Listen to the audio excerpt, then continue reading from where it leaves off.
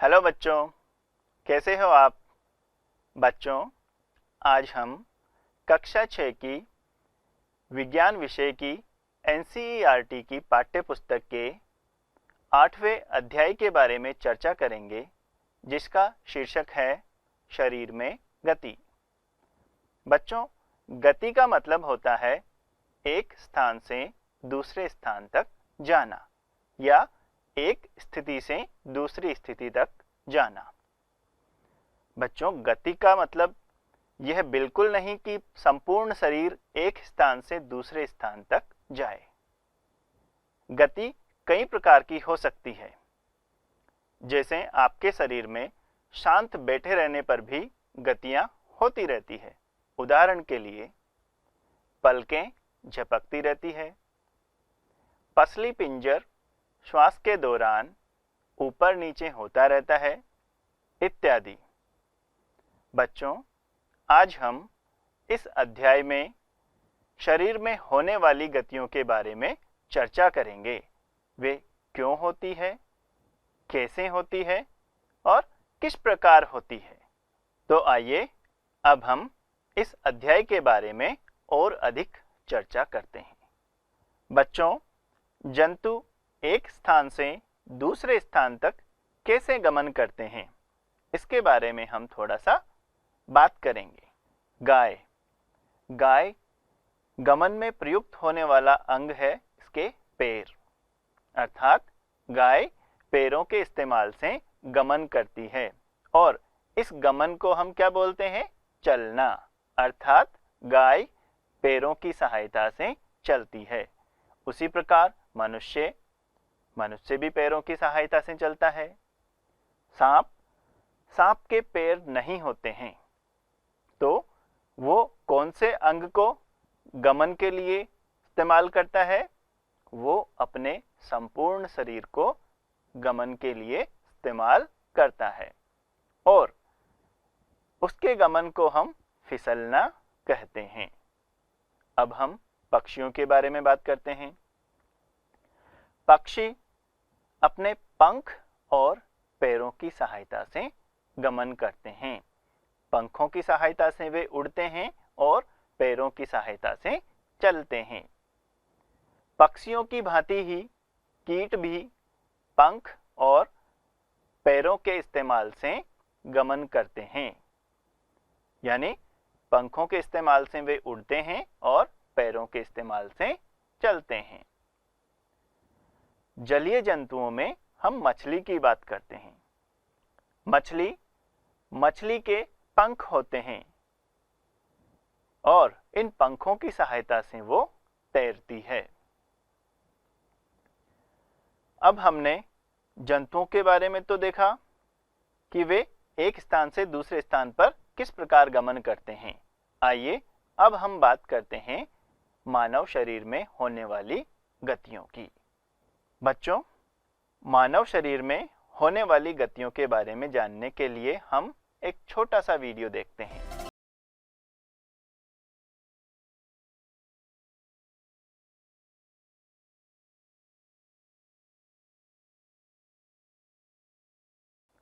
पिछले दृश्य में आपने देखा हमारे शरीर के विभिन्न भागों में अलग अलग रूप से गति करने की क्षमता होती है।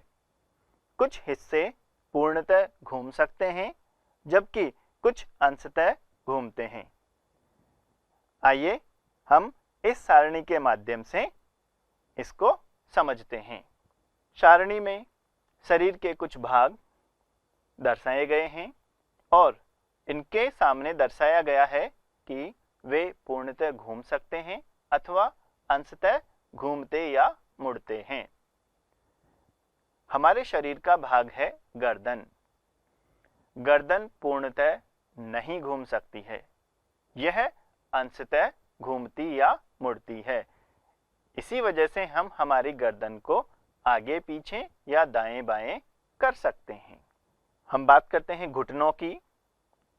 घुटने पूर्णतः नहीं घूम सकते हैं, ये अंशतः ही घूमते हैं, यह आगे पीछे हो सकते हैं।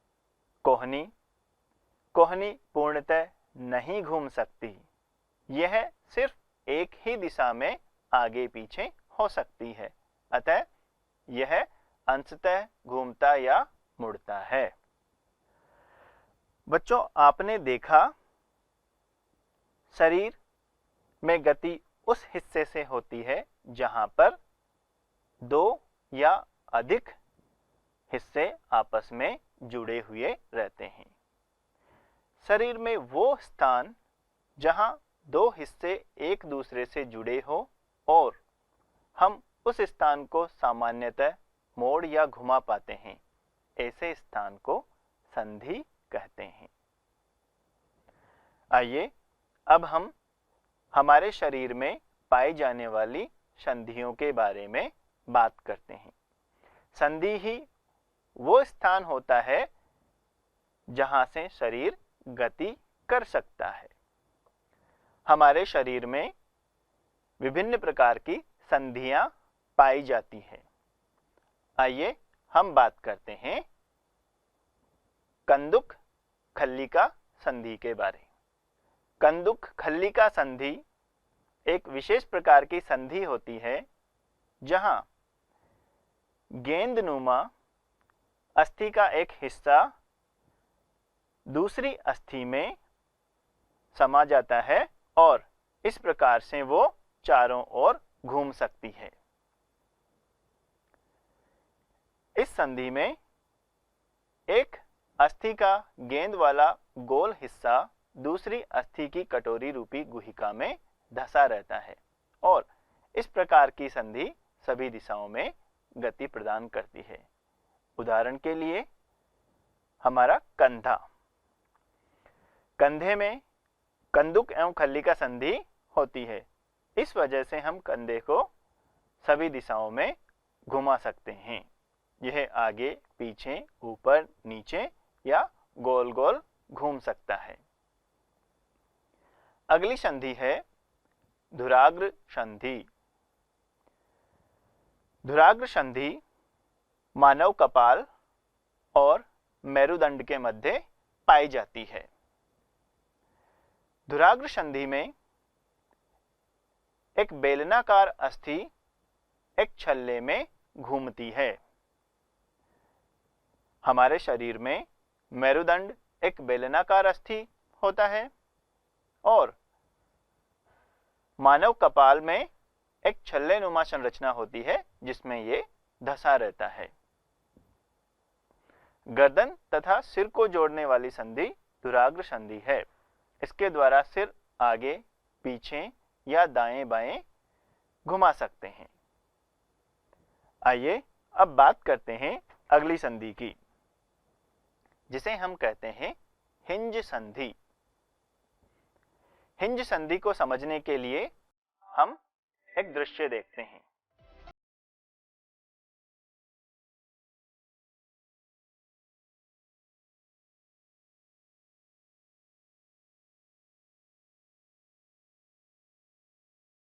पिछले दृश्य में आपने हिंज संधि के बारे में सीखा।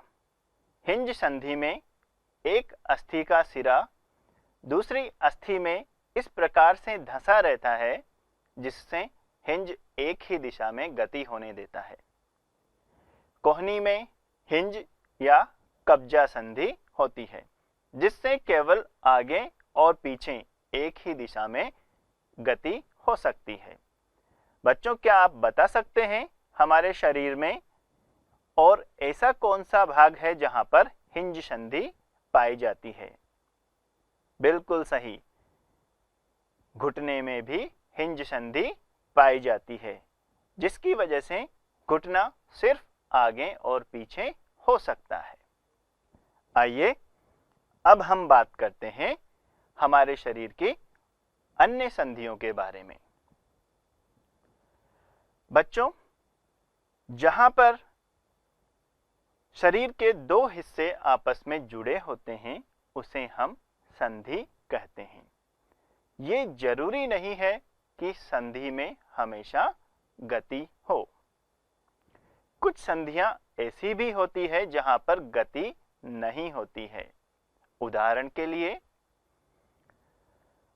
हमारी खोपड़ी में ऊपरी जबड़ा इस प्रकार से जुड़ा रहता है कि वो हिल नहीं सकता, अर्थात उसमें गति नहीं होती है। हमारे सिर की अस्थियों के बीच में कुछ संधियां होती है जहां से वे हिल नहीं सकती।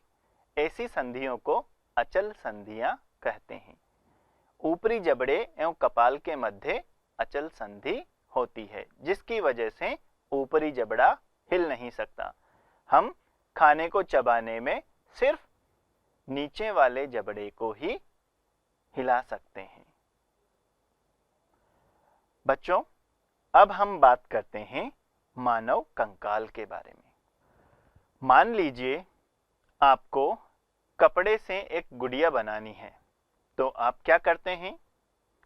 सबसे पहले आप गुड़िया बनाने के लिए एक खाका तैयार करेंगे, फिर उसके ऊपर कपड़ा लपेटकर उसको गुड़िया का आकार देंगे। उसी प्रकार हमारे शरीर को भी एक खाके की जरूरत होती है, जिसे हम मानव कंकाल कहते हैं। हमारे शरीर की सभी अस्थियां शरीर को एक सुंदर आकृति प्रदान करने के लिए एक ढांचे का निर्माण करती है और इस ढांचे को हम कंकाल कहते हैं। बच्चों, ये हमें किस प्रकार ज्ञात होता है कि हमारे शरीर में ऐसे अस्थियां व्यवस्थित होकर ढांचे का निर्माण करती है? इसके लिए हम एक्सरे का इस्तेमाल करते हैं। एक्सरे की सहायता से हम हमारे शरीर में पाई जाने वाली विभिन्न अस्थियों को देख सकते हैं। यहाँ आपको एक एक्सरे का चित्र दिखाया गया है, जिसमें घुटने की हड्डियां स्पष्ट रूप से दिखाई दे रही है। बच्चों, मानव कंकाल में कुल मिलाकर 206 अस्थियां होती है जो आपस में जुड़ी रहती हैं। आइए अब हम मानव कंकाल के बारे में और विस्तार से चर्चा करते हैं। सबसे पहले हम हाथ की अस्थियों के बारे में बात करेंगे। क्या होगा यदि आपका हाथ एक ही अस्थि से बना हो? ऐसी अवस्था में आप अपने हाथ को मोड़ नहीं पाएंगे, उससे कुछ पकड़ नहीं पाएंगे। हमें ज्ञात है कि हमारा हाथ बहुत लचीला होता है। ये लचीला क्यों होता है? क्योंकि इसमें कई सारी छोटी छोटी अस्थियां होती है, जिन्हें हम कार्पेल कहते हैं, और इन छोटी अस्थियों के कारण ही हाथ में लचीलापन होता है। आइए अब हम बात करते हैं पसली पिंजर की। हमारे शरीर के कुछ महत्वपूर्ण अंग जैसे हृदय, फेफड़े इत्यादि बहुत मुलायम होते हैं, नाजुक होते हैं। जरा से भी चोट से उनको क्षति पहुंच सकती है। तो ऐसे अंगों की सुरक्षा के लिए वक्स की अस्थियां, जिन्हें हम पसलियां भी कहते हैं, वक्स की अस्थियां मेरुदंड से जुड़कर एक बक्से की रचना करती है। इस शंकु रूपी बक्से को पसली पिंजर कहते हैं और हमारे शरीर के कुछ महत्वपूर्ण अंग इसमें सुरक्षित रहते हैं। चलिए अब बात करते हैं हम मेरुदंड की। आपने पीठ में कभी महसूस किया होगा तो ये पाया होगा कि पीठ एक सतत अस्थि से नहीं बनी होती है, उसमें कई सारी छोटी छोटी अस्थियां होती है। अनेक छोटी छोटी अस्थियां, जिन्हें कशेरुका कहते हैं, आपस में मिलकर एक बड़ी संरचना का निर्माण करती है, जिसे मेरुदंड कहते हैं। मेरुदंड में 33 कशेरुकाएं होती है। जैसा कि मैंने हाथ की अस्थियों के बारे में चर्चा करते वक्त कहा था, यदि आपका मेरुदंड भी एक ही अस्थि से बना हो तो क्या होगा? हम झुक नहीं पाएंगे, हम सिर्फ सीधे खड़े रह पाएंगे। छोटी छोटी अस्थियां कई सारी संधियां बनाती है और इस वजह से आपका शरीर है वो झुक सकता है, गतिमान हो सकता है। आइए अब बात करते हैं कंधे की अस्थियों के बारे में। कंधा हाथ को शरीर के ऊपरी हिस्से से जोड़ता है। कंधे को हाथ लगाकर आपने महसूस किया होगा कि इसमें दो बड़ी बड़ी अस्थियां पाई जाती है। कंधे के समीप ये दो अस्थियां होती है जिन्हें कंधे की अस्थियां कहते हैं। आइए अब बात करते हैं हम हमारे शरीर के निचले हिस्से की। श्रोणि अस्थियां। कमर के नीचे वाले हिस्से में श्रोणि अस्थियां पाई जाती है। श्रोणि अस्थियां मिलकर एक बक्से के समान संरचना बनाती है। यह कूल्हे वाला हिस्सा होता है जिसके सहारे हम बैठते हैं। श्रोणि अस्थियां आमाशय के नीचे पाए जाने वाले विभिन्न अंगों की रक्षा करती है। श्रोणि अस्थियां वो स्थल होता है जहां से हमारे पैर ऊपरी भाग से जुड़े रहते हैं। अब बात करते हैं हम मानव खोपड़ी या कपाल। खोपड़ी अनेक अस्थियों से मिलकर बनी होती है। इसका मुख्य कार्य होता है यह मस्तिष्क को परिबद्ध करके उसकी सुरक्षा करती है। मानव मस्तिष्क एक बहुत ही मुलायम अंग होता है जिसे जरा से भी झटके से नुकसान पहुंच सकता है। मानव कंकाल में अस्थियों के अलावा उपास्थियां भी पाई जाती है। तो आइए देखते हैं उपास्थियां क्या होती है।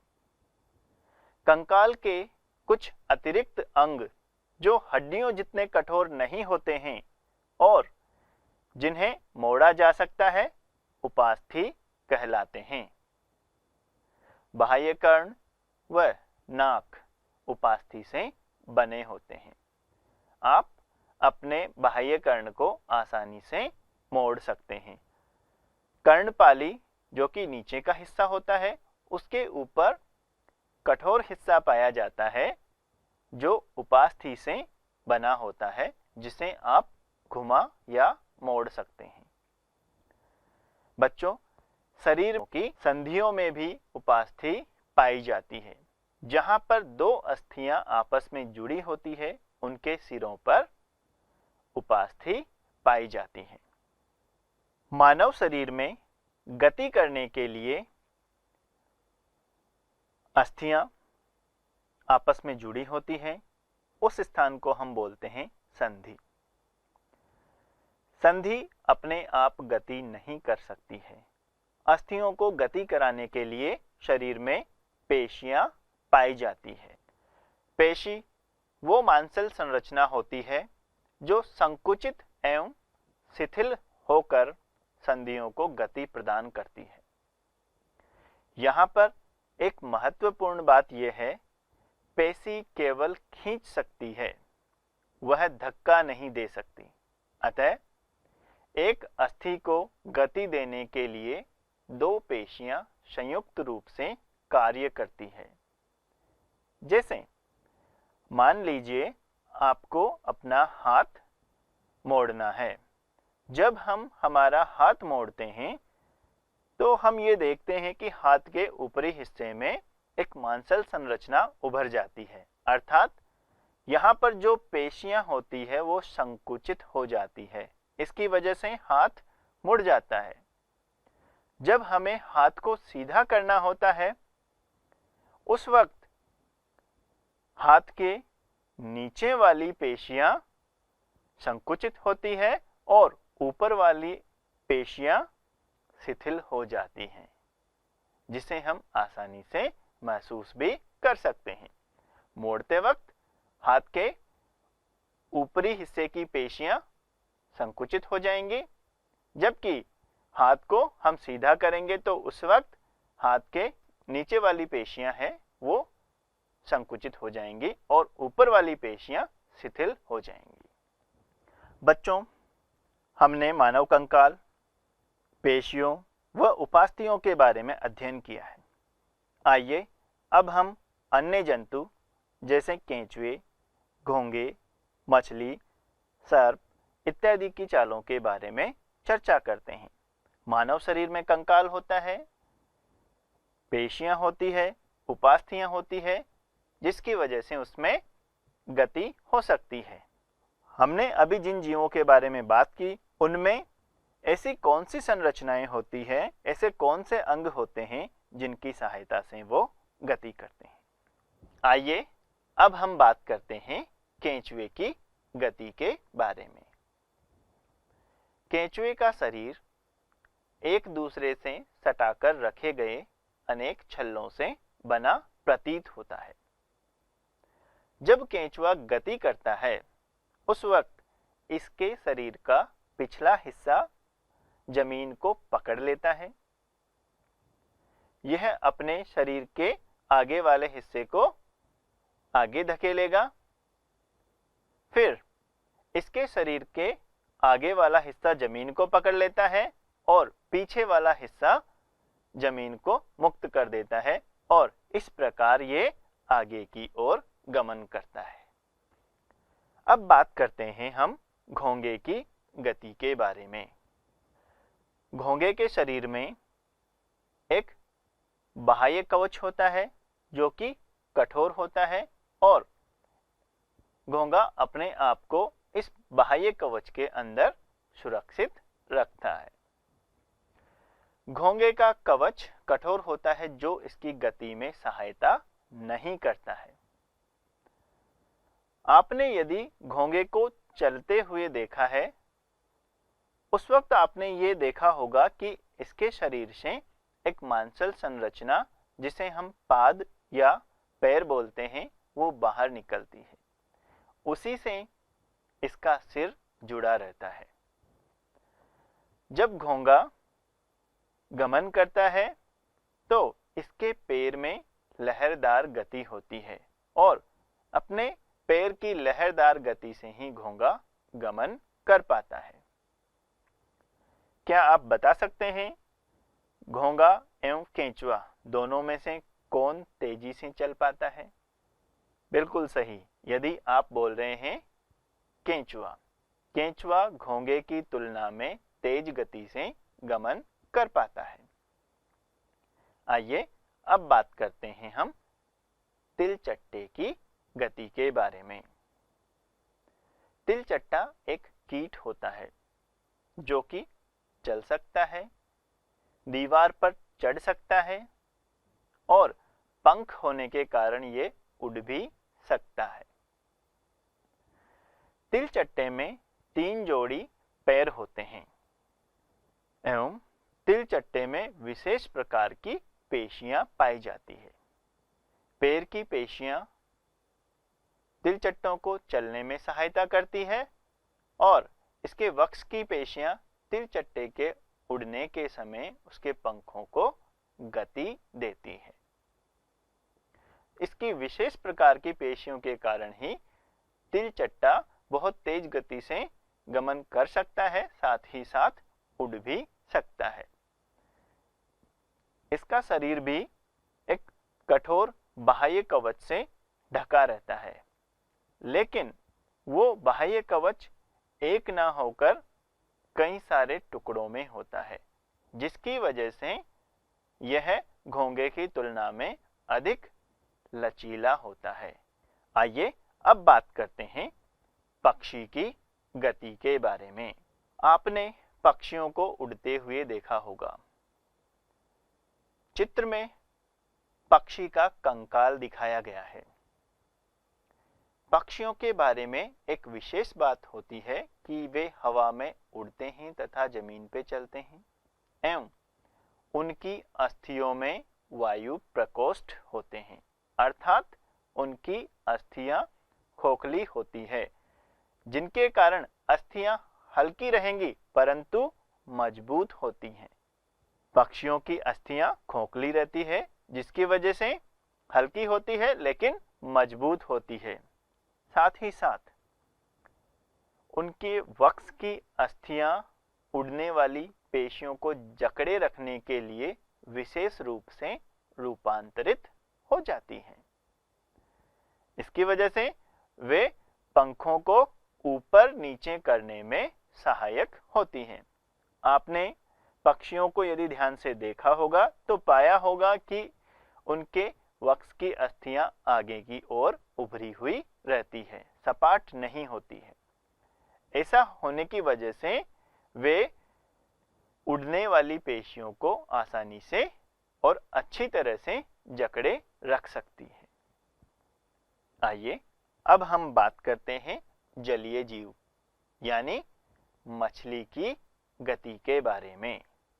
मैंने आपको शुरुआत में बताया था कि मछली पंखों की सहायता से गति करती है यानी तैरती है। मछली की गति को हम तैरना बोलते हैं। बच्चों, मछली गति करने में पंखों के साथ अपनी पूंछ का भी इस्तेमाल करती है। मछली का सिर एवं पूंछ उसके मध्य भाग की अपेक्षा पतले एवं नुकीले होते हैं। शरीर की ऐसी आकृति को धारा रेखीय कहा जाता है। हवाई जहाज, पक्षी, इनकी आकृति भी ऐसी ही होती है। वे भी आगे से पतले, बीच में से मोटे और पीछे से पतले होते हैं। ऐसी आकृति उनको हवा में तैरने में अर्थात उड़ने में सहायता प्रदान करती है। मछली तैरते वक्त अपने शरीर को एक ओर मोड़ती है तो पूंछ दूसरी दिशा में मुड़ जाती है। इससे एक झटका सा लगता है और मछली आगे की ओर चली जाती है। आपने मछलियों को तैरते हुए देखा होगा। मछली अपने शरीर को मोड़ती रहती है, उसकी पूंछ है उसको आगे पीछे हिलाती रहती है। इसकी वजह से वो आगे चलती है, आगे की ओर तैरती है। आइए अब हम बात करते हैं सर्प कैसे चलते हैं। सांपों के पैर नहीं होते हैं, इनके पंख भी नहीं होते हैं, तो सर्प गमन किस प्रकार से करते हैं इसके बारे में हम चर्चा करते हैं। सर्प के चलने को फिसलना कहते हैं। आपने सर्प को देखा होगा तो ये पाया होगा कि सर्प के शरीर में अनेक वलय होते हैं और प्रत्येक वलय उसको आगे की ओर धक्का देते हैं। इस कारण सर्प बहुत तेज गति से आगे की ओर बढ़ता है। बच्चों, आज हमने जंतुओं में होने वाली विभिन्न प्रकार की गतियों के बारे में सीखा। मानव कंकाल, विभिन्न प्रकार की अस्थियां, अस्थियों के मध्य विभिन्न प्रकार की संधियां एवं अन्य कई जंतुओं जैसे कि केंचुआ, घोंगा, मछली, सर्प, पक्षी आदि में होने वाली गतियों के बारे में चर्चा की। मैं उम्मीद करता हूं आपको यह अध्याय समझ में आया होगा। अब मिलते हैं अगले अध्याय में। तब तक के लिए नमस्कार।